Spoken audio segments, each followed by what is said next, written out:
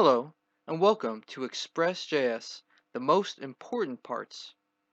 This course will include topics on what Express.js is and why we would want to use Express.js as our server-side framework, how to set up a server, what's included in the Express scaffold, what middleware means and how to use middleware, how to set up and use different templating for our views, and how to configure and use routing in our Express apps.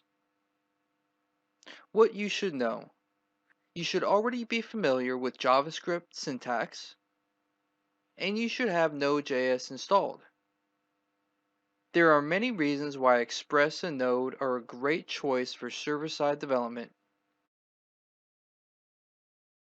What is Express? Express.js is defined on their website as a fast, unopinionated, minimalist web framework for Node.js. I personally like to think of Express as a layer built on top of Node that helps manage a server and routing. Why would we want to use Express? Here's a couple of good reasons. Because Express is built on top of Node, it is the perfect framework for ultra-fast input and output. Node.js is both asynchronous and single-threaded, meaning many requests can be made simultaneously without incurring a bottleneck that would slow down processing. The robust API that ships with Express allows us to easily configure routes to send and receive requests from a front end and connect to a database. Hello, in this video, we'll cover the basic setup for installing and configuring an Express-based app. We'll discuss the -G flag for global installation versus installing Express locally. We'll take a look at what an auto-generated app looks like when using the Express command. We'll take a first look at Jade, which is a templating engine and included in an Express scaffold. And we'll introduce the concept of middleware before digging deeper into middleware in a later video. Okay, so as mentioned in this video, all we're going to do is install Express globally and then take a look at the initial scaffold that Express gives us. So make sure that you have the latest download of Express installed. I'm using Windows 8.1 on 64-bit version, so make sure that you go to Node.js and download whichever version of Node works for you. Alright, so once you have Node installed, we'll start off by installing Express globally. We can just say npm install -g express. The difference between using the -g flag and not using the -g flag will basically allow us to scaffold an Express app by simply putting Express into the Node terminal. Typically when we're installing packages, we'll use the --save flag. I'm going to navigate now to a folder that I created for this course called Starter App, and I will download a initial Express web app using the command express. So you can see it created a bunch of files really quick. So we'll take a look at each of these. Notice at the end it says cd and npm install. So essentially it's saying once we're in our folder, we should type the command npm install, which would download the modules that we need. So upon creating our Express initial scaffold, it gives us a package.json which specifies certain Express packages that we'll need to download in order to actually run our app. So upon entering npm install in our current folder location, it will download Express, Body Parser, Cookie Parser, Morgan, Surf Avicon, Debug, and Jade into a Node Modules folder. Okay, so we'll do that now. Our app.js file is the main entry point for starting our application. We'll go into each of these more in depth as the course goes on, but basically at the top here, we create a variable and require the Express package. So we're able to require packages by just using the name of the package as it's defined in our package.json. So anytime that we see a require without any dots or dashes, Node will automatically look in our Node modules folder. So after installing these modules, meaning after I do npm install and it downloads everything, Node will automatically create a Node modules folder for everything that we've downloaded. And then we can simply require any of these by defining a variable and then requiring it into our app. These of course are just variables. We can name these anything. Instead of saying express, I could just say press, but typically we'll use camel casing for the name of the package that we're using. All these packages contain modules that in turn contain their own JavaScript methods. So you can think of them a lot like underscore or jQuery. So jQuery and underscore have their own methods that they use that allows developers to easily handle JavaScript patterns. So after requiring Express, we set Express to app. And after declaring app, we see various methods that have been attached to app, like set and use. Here we see get. As mentioned, there's a listen method that will start a server. When we scaffold an app with Express, it allows us to start our server using npm start. And you'll be able to see this in the package.json. So how Express likes to scaffold our apps for us is it provides a script that in order to start our server, it looks into the bin/www file. So if we were to open that file up, we can see that this file ends up using the app.listen method that I alluded to earlier in order to start our server. So now that we've installed the Node modules, we can type into the terminal npm start and it will load up our server. First it looks in the bin.www file, and it should give us a message once it's loaded up our server. So this actually won't give us any message once our server has started because there's no log for it. So could say console log express.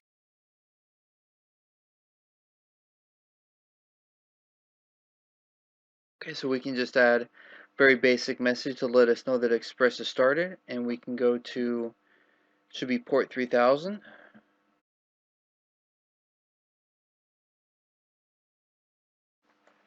Okay, and we get a welcome message saying welcome to Express.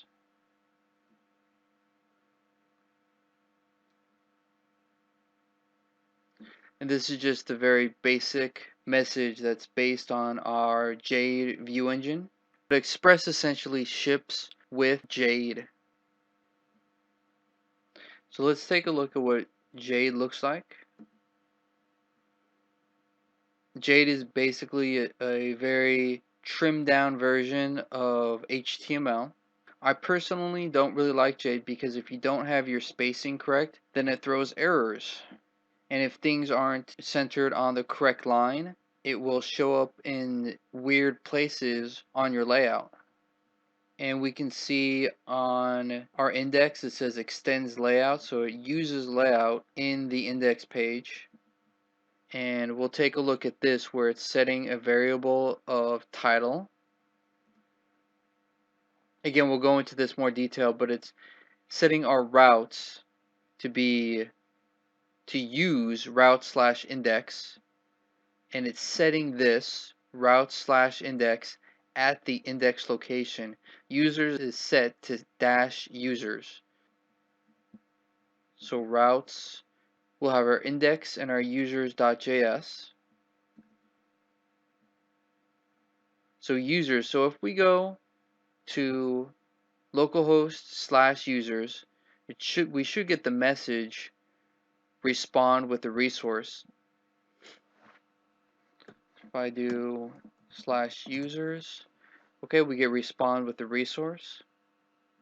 And just to show you how this works, if I change this to test on my server restart, if I go to -users-test, I will get respond with the resource. So I'll have to restart this.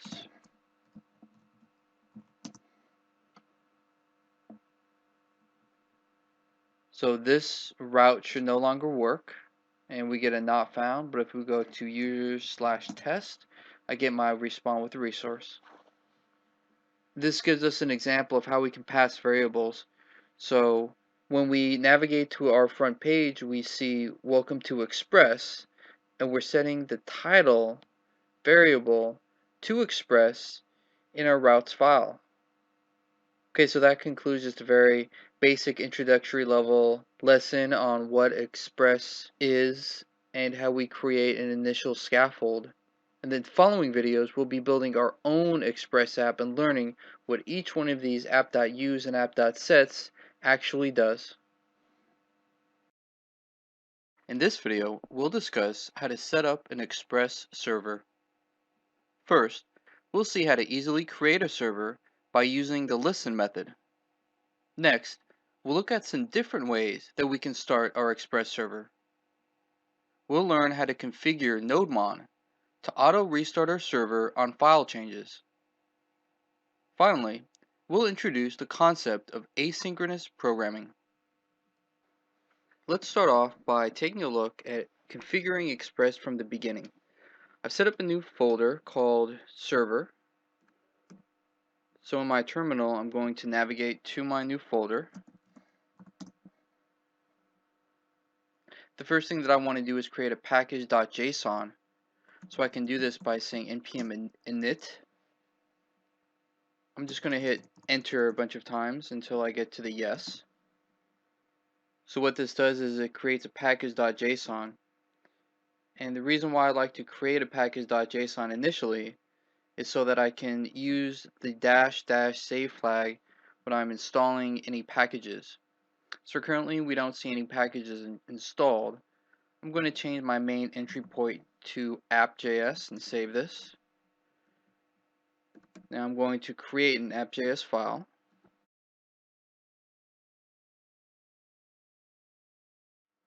And I'm only going to install one package, and that is Express. We'll give it the -- save flag. Now you can see it was automatically added as a dependency into my package.json file right here. I prefer this method of using Express in my applications as opposed to the automatic scaffolding because the scaffolding comes with some packages that I might not normally use, like Jade, and it requires us to use the npm start to get our server going. The first thing that I'll do in my app.js file is require Express.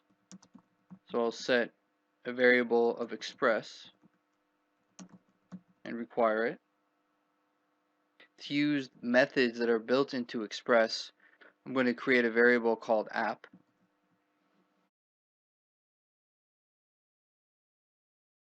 So the very first thing that we can do is we can create a server that will run on a port that we've defined. We can basically use any port on our local system that's greater than 80. So our machines use up to port 80. So we'll create a port of, call it 8000. Now to start a new server, all I need to do is call the app.listen, passing in my port. And to make sure that our server is actually started, on start, I'm going to log server started. Now to run this file and start our Express server, I have a few different options. I can say node app or node app.js, either way. And we can see we get the log almost immediately server started.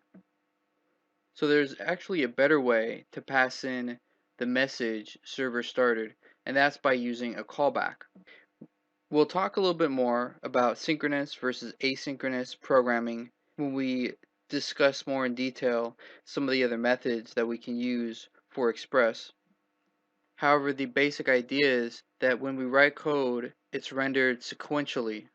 So you might be under the impression that this file and that node itself is 100% asynchronous, which is not the case. This right here is all synchronous, meaning first we're creating a variable, then another one, then we're creating a server, and then we're logging the message. So that if our server were to crash before getting to this log message, then we would never see this log message. So the whole great thing about asynchronous programming is that we can use callbacks. So if we put a callback right here, then we can log an error and a response. So then I can say if there's an error, I can say log server error, and I can use the standard else and log that my server started. So let's save this and double check that it's still working.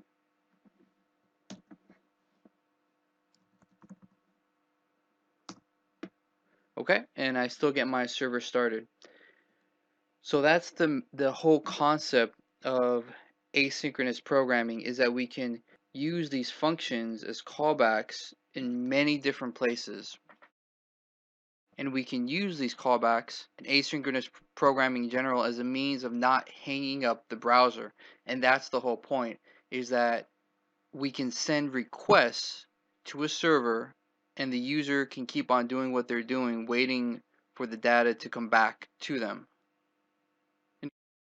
So this is one way of starting a server, and this is my personal preference when creating an Express app, is to create my app.listen at the bottom of my node, or I should say at the bottom of my app.js or Express web application. We saw a different way in our previous example when we were auto-generating an Express scaffold using the Express command. So here's our old app.js, and you can see that in this version there is no app.listen, because instead there's a script set up in our package.json which allows us to use npm start. So really it's a matter of preference. So typically in my own apps I just like to use an anonymous function here, and I don't generally pass any kinds of errors, at least in the app.listen method, and I'll just log for a success callback. And then on top of that, I prefer to use nodemon.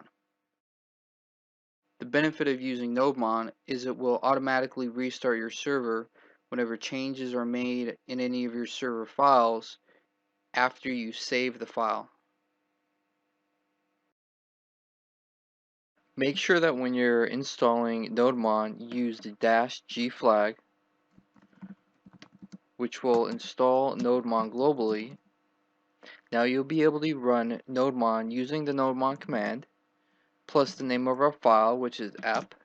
It will start up our server and give us the server started message.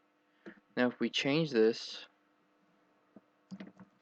to something else and then save the file, it will automatically restart the server, noticing that a file has changed. In this video, we'll discuss why the order of what's defined in our app.js file is very important. In doing so, we'll introduce the concept of mounted middleware. We'll then take a look at the bundled Express packages of Morgan, Body Parser, and Cookie Parser. Finally, we'll take a look at how routing works in Express. In order to explain and demonstrate how the order in our main server file is important, I'm going to open up our app.js file from our starter app folder. The variables at the top define the packages that are shipped with the Express auto-generated template. The routes and users variables define where we'll be creating our routes. We then define an app variable so that we can use Express methods. And here is where you can find documentation on each of these methods under API reference version 4.x.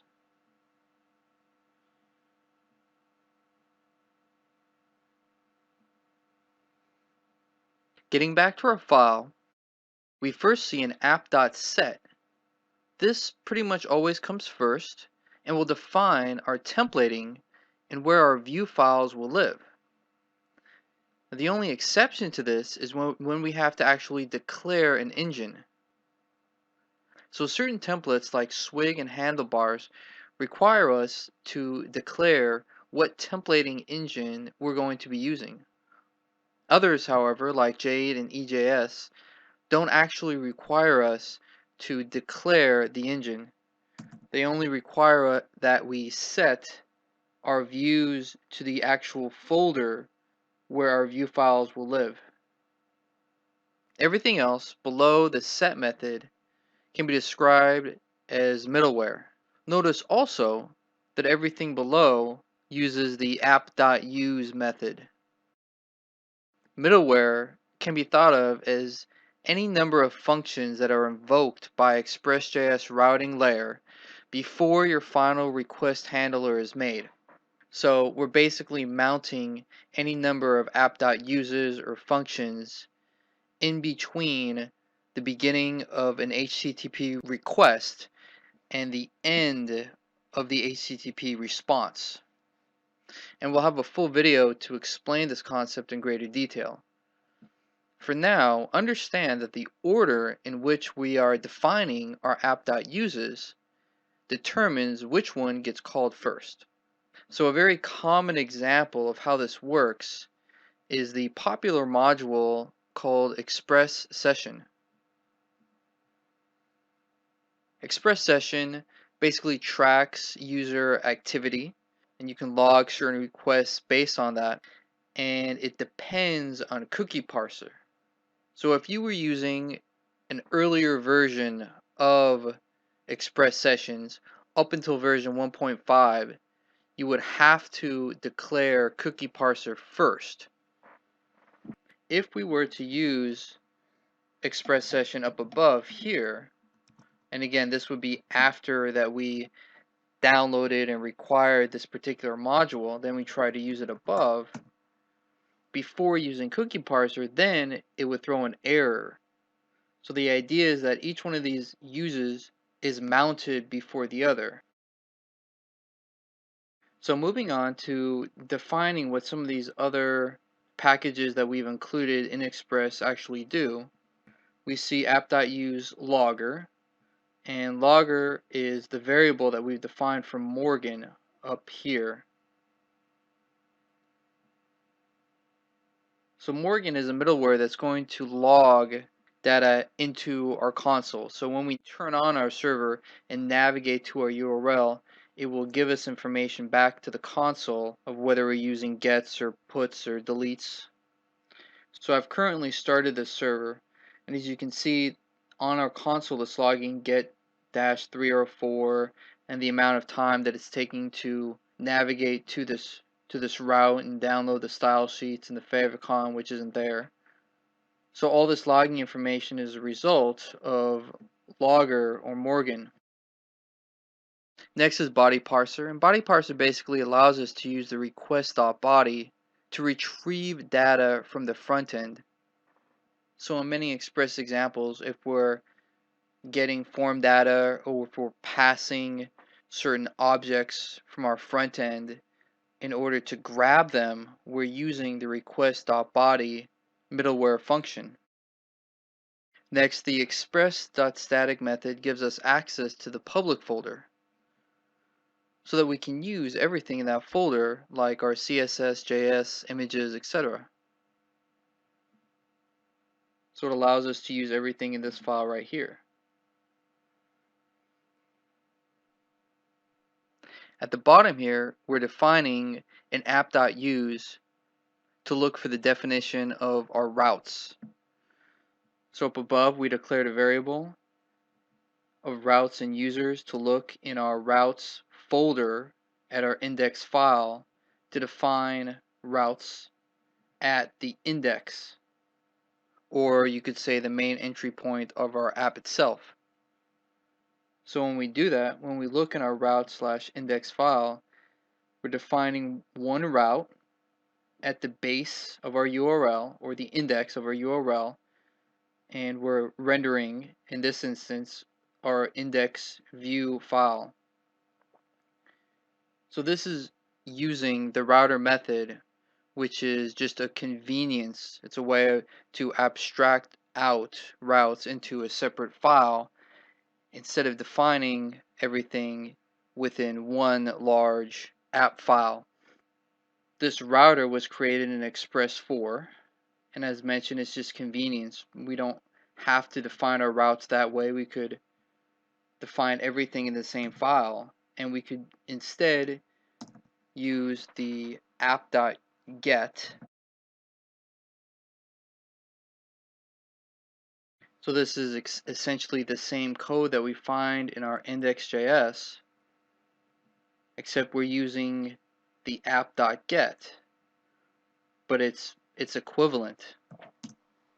And you can see that it's equivalent because I just changed the message. Instead of saying Express, I changed the message to Welcome to Express, and you can see that we're getting Welcome to Express.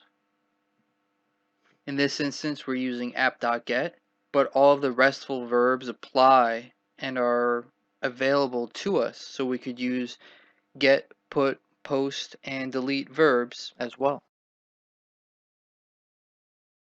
In this video, we'll go into greater detail of what middleware really means and provide some examples. We can define middleware as any number of functions that are invoked by the Express.js routing layer before your final request handler is made. So essentially we're saying that on our defined route, do something first, then pass it along to the next function. Each time we will use the request and response objects of the HTTP cycle in order to alter and or pass to the next whatever it is that we're handling. So in this example, before sending someone to the route that they request, we would deal with any CORS or CSRF issues that may arise. We check to see if the user was authorized for that route, and if it is all good, then we would send them to where they want to go. And this is what a pseudocode example would look like for the previous image. Now let's take a look at a more real-world example. Here I've defined a route located at \upload. Now I only want authorized users to be able to navigate to this route.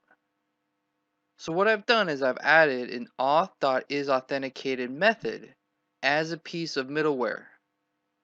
So isAuthenticated is a function that does the work of checking whether or not the user is logged in. And if they are logged in, then we'll pass them along to the next piece of middleware, which is a controller.upload. And in this instance, we'll handle our uploads. This is what the isAuthenticated function looks like. Don't get too bogged down in the code, as all it's doing is checking if the user has a valid JOT token and then passing them along. Notice though, we see a next parameter. All middleware functions carry this optional parameter, which is needed when passing along the request to the next function in the chain. The next function in the chain is controller.upload. So the controller.upload function might look something like this. And notice how it does not need the next parameter because it is the last function in the chain. So now we'll look at a few more simple examples that should really hammer home the concept of middleware. So in our server folder, remember the server folder is the one that has just a basic setup for a server. We'll create a new file called middleware-ex. So we'll open it up and copy over what's currently in our app.js file. In our other app.js folder, which contained our Express scaffold, you probably remember seeing a bunch of app.uses, app.use, and then we passed in body parser and cookie parser, etc. And then towards the end, we talked about how we can create routes using the app.get method, which looks something like this. And I wanted to point out the difference between these. So the difference is when we declare app.use, this will run middleware on all requests. So every time we're navigating to this root index as defined by app.get, we're going to run body parser, cookie parser, and whatever else that we defined above using app.use.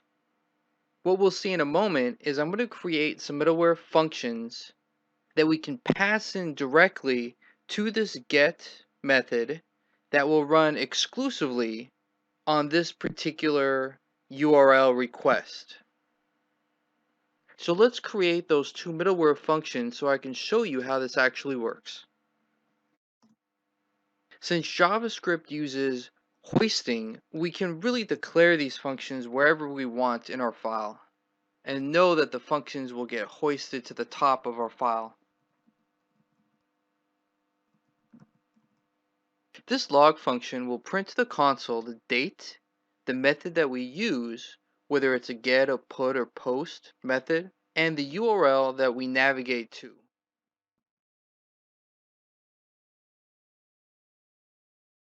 The hello function will write to our browser the words hello world.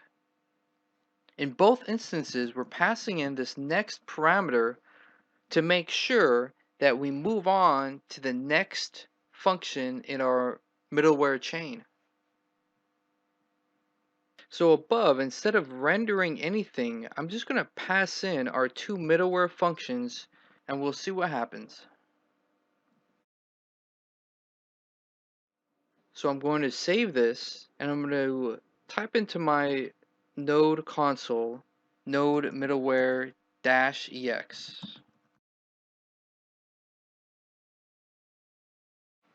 I'm going to navigate to our port and hopefully get these messages. Okay, so we see we wrote to our browser hello world, which is what I was expecting, and we printed out the date, the method, which is this request.method, and the URL, which was the request.url. And notice how we're passing both of these middleware functions into our route. In both instances, we're using this next parameter. However, with the log function, it's optional. So I could comment this out and it would work just the same. Now I'm going to show you that what if we were to use, as I explained earlier, app.use. So if I, at the top of this, did app.use, and then if I used our middleware that we created, which was called log, I'm going to expect the console to print out the date, the method, and the URL twice. Once because it gets passed in every time regardless, because we've declared app.use, and again because we're specifying that we want it to be used within our get request. So we'll kill the server and restart it. And I have to refresh the page. Okay, great. And you see it gets logged 2 times. Okay, so with that, you should now have a pretty good understanding of how and why and when we use middleware in Express.js. Welcome back. In this video, we'll discuss templating options available to us in Express.js. First, we'll look at how to set up our template framework using the engine and set methods.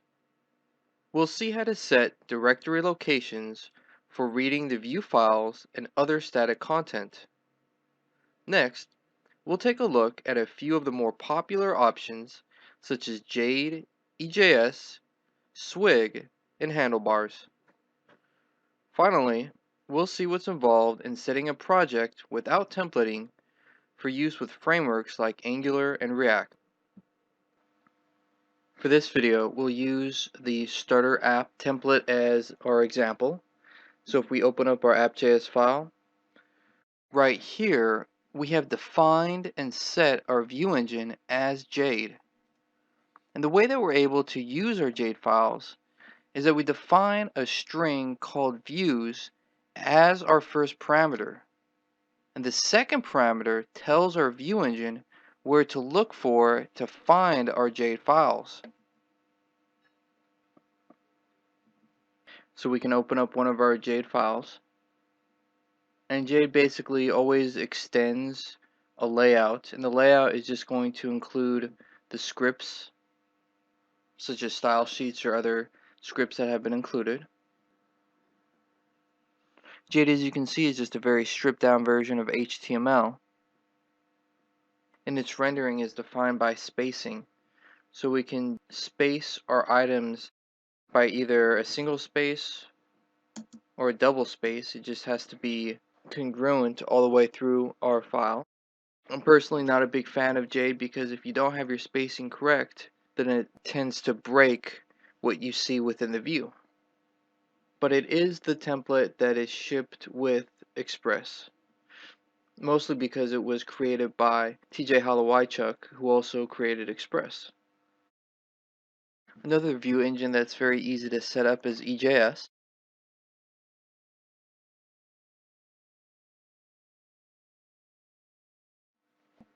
So as you can see, it's the same as Jade as far as declaring our view engine, and then we just name it EJS. We typically declare where our views are going to be above. And in this instance, we don't have to use the path.join. So I've seen this used both ways. It seems that you can just define where your views are going to live, and that works. And other times I've seen developers use path.join, pass in the double underscore directory name and views. You see this a lot more where we're defining express.static and then path.join to tell our engine where to look for in order to find files that we're going to be using for our project, such as the images and the CSS. So now we'll look at the EJS template, what it looks like.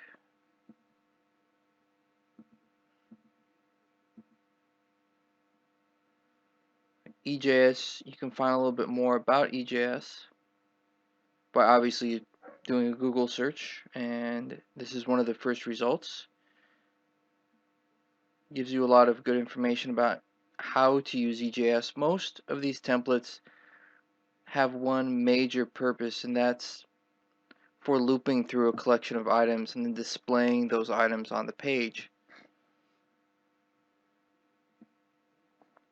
So you can see that being integrated into this EJS template that I opened up right here. So this would be looping through a number of books and then displaying the book's title, the book's author. Probably one of the main reasons why I don't like really to use EJS either is because there doesn't seem to be a Sublime Text plugin that works well. So I always get this kind of ugly looking colors and big red bar here whenever I'm loading up any EJS files.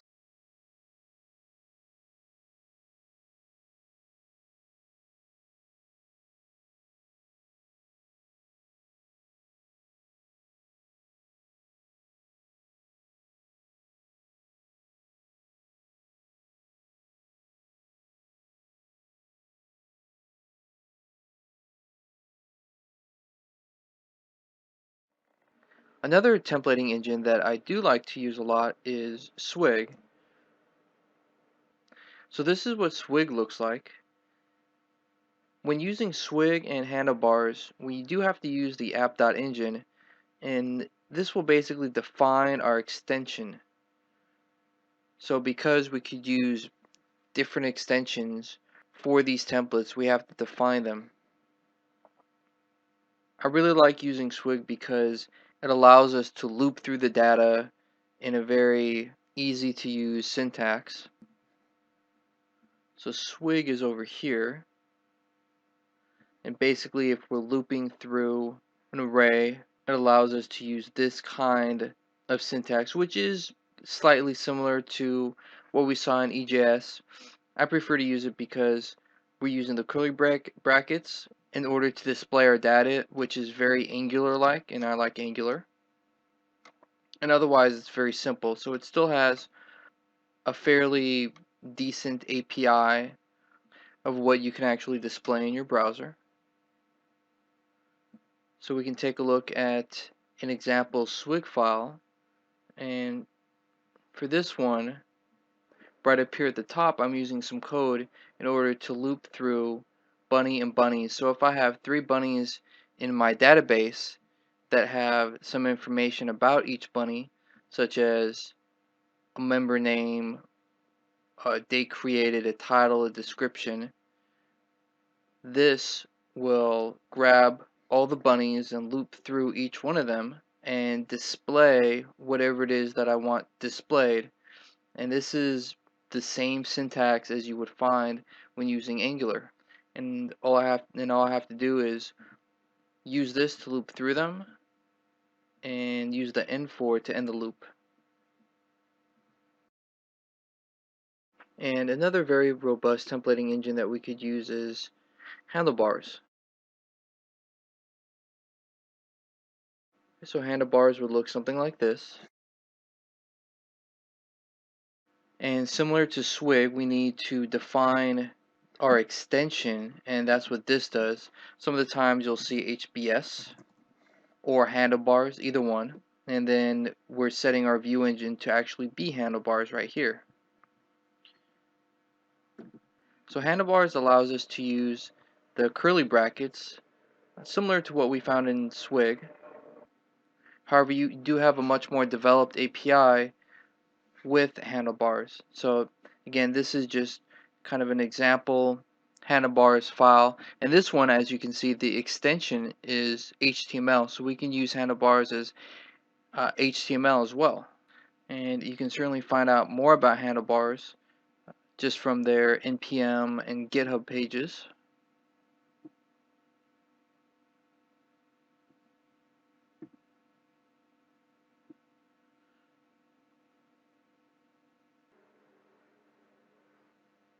So the options when using a view layer and Node is you either use one of these templates that we just mentioned, or you don't really have to use any of these. So if you wanted to use a JavaScript framework like Angular, which just uses HTML, all you would have to do is use an express.static as we see right here, and then in the public folder we would put our index file. So in our starter app file we see a public folder, and basically we wouldn't set up our engine, we would just include an index file, and then that would include our JavaScripts, and that would be another way of controlling what we see within our view.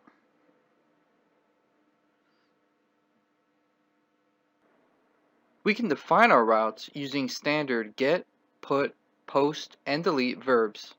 Our first parameter sets the location of our route. Our second parameter is a function that accepts a request and response object. The request object represents incoming HTTP requests. The response object is something you give to the user, such as a web page, an image, or data like JSON or XML. In the example below, when a GET request is made to our root URL, we respond by rendering our index file located in our views folder. We're able to use the params method of the request object to retrieve available parameters from an HTTP request. In the example below, we pass the 99 parameter from the URL and use it to display in a string message. This time, we're using the send method to display a string and attaching it to the parameter's request object. Express 4 brought us the router API. By using router, we're able to use the same get, put, post, and delete verbiage while being able to easily extract away the location of our routes. So, instead of defining app.use 100 times in the same app.js file for each route, we can declare it just once and point to the location of our route definition. This allows for clear handling of our API.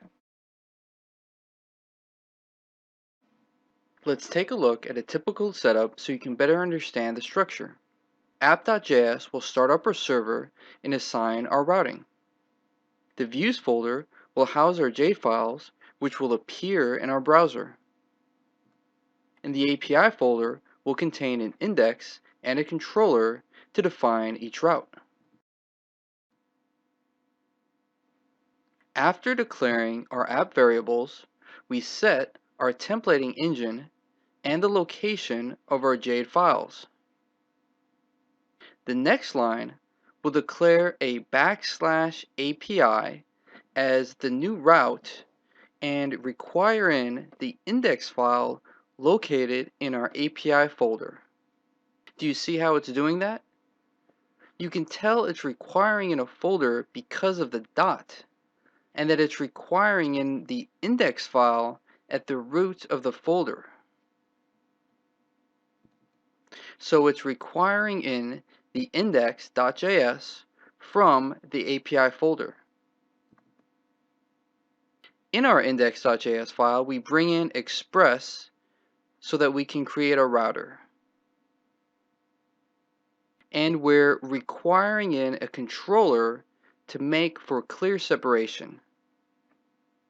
So this file is setting its root URL, which we've defined already as \API, and passing in controller.main. The controller file exports a method that we use in our index file. Now this is simply shorthand. We don't have to do this. Just like how we could define all of this in our app.js file, but then we wouldn't have a modular app anymore. This res.render looks very familiar. It's saying render the index file, which we've defined in our views folder, and it's passing in an object with the key, title, and value of Express. This will match what we find in our Jade file here. And when we run the app and navigate to localhost 8080/API, we can see the result. As mentioned, using the controller is just shorthand. We could declare our route like this.